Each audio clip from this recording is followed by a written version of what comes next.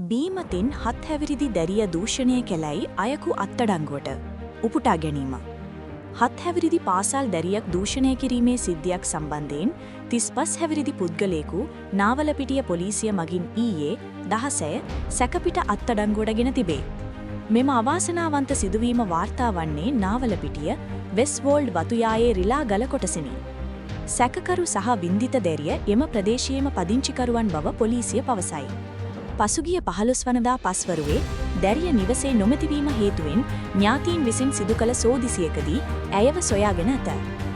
නිවස සිට මීටර් 500ක් පමණ දුරින් වැටී සිටියදී පැය 4කට පමණ පසු දැරිය සොයා ගැනීමට හැකි වී තිබේ.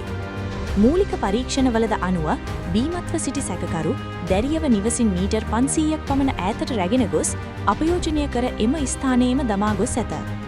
අපයෝජනයට ලක් වූ දැරිය විසින් සැකකරු හඳුනාගෙන ඇති අතර ඇය ප්‍රකාශ කළ නම මත පදනම්ව ඥාතීන් නාවලපිටිය පොලිසියට පැමිණිලි කර ඇත.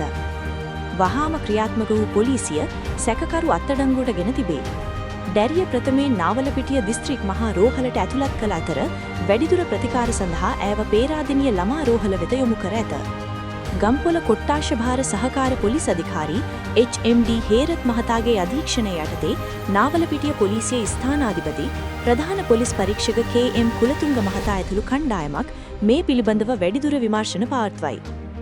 අත්අඩංගුවටගත් සැකකරු නාවලපිටිය මහේස්ත්‍රාත් අධිකරණය වෙත ඉදිරිපත් කිරීමට නියමිතයි.